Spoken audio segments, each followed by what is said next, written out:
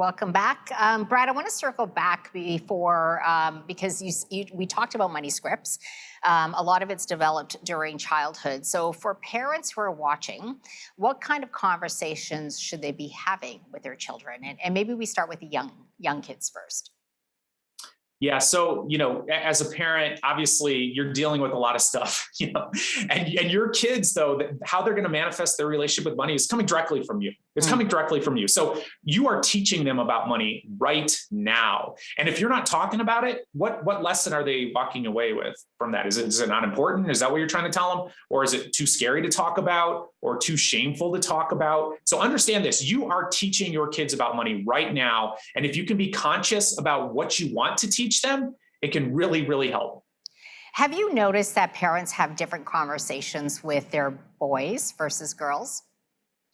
They absolutely do. And this is something that's been studied.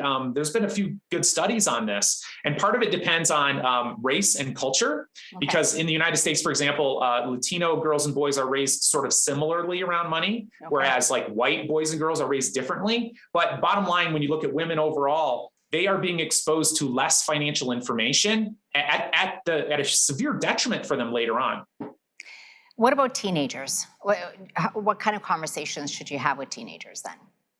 Yeah, so teenagers are sort of wired to be impulsive, and not be good managers of money. And so as a parent, I think it's really important that you not just give money to your kids and then sort of bemoan how they waste it and spend it all. Use allowance or, working, helping them get a job. Use that as an opportunity to teach your values around money. So structure it up. So whether it's a paycheck or allowance, have them save some, spend some, give some of the way, just as an example, put them in different buckets, and then talk through why each of these approaches to money are important.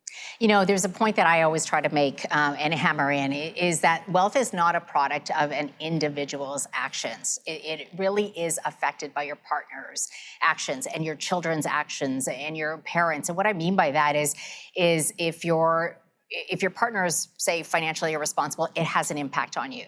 If your parents all of a sudden run out of money in retirement, you have to think about, should I support them? And it creates a lot of stress.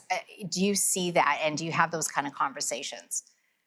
I do. And I look at it exactly the same way. And it could be because I'm from a lower income home kind of thing. But I look at it like it's a family legacy. It's a family legacy. And I'll say this too, because some people feel really discouraged because they realize that where they started out, they can only get so far because they started lower income, for example. But you got to look at this through a larger, I think, like family legacy. And it's like, hey, look, you were given the ball. Okay, you're on the 1-yard line, so maybe you can get to the 50-yard line so that you can give your kids a leg up and they can be starting at an advantage compared to where you come from. But I love the idea of looking at it like that because it's all about your partners. It's about your kids. It's about where you came from. And looking at it within that broader context, I think can be really motivating.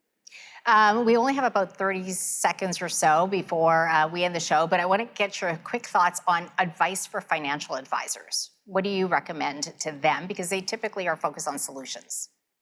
Yeah, they really are. And the Certified Financial Board of directors, where they certify financial planners, are now integrating this psychology into their training curriculum for financial planners. So I think as a field, we're realizing, hey, look, it's not just about giving people advice on what they're supposed to do. We need to understand their emotions around money, their background around money, their money personalities, because these things have a profound impact on their ability to reach their financial goals. Okay. Brad, you've written several books, and there's one, Money Mammoth, that you co-authored.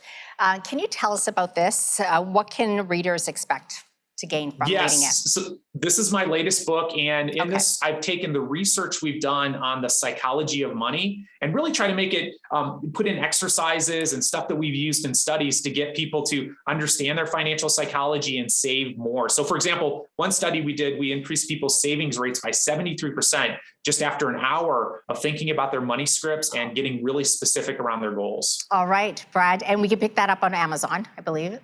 Yep, that's right. All right. Thank you so much for joining us today. Thanks for having me. Financial psychologist, Dr. Brad Klontz. Well, if there's one thing that you can take away from this interview, it's that talking about money is a huge step towards financial health. It wasn't that long ago that discussing mental illness was a taboo, but that's changed. And look at the positive impact it's made on so many lives. So let's erase the shame and stigma surrounding money. Thanks for watching.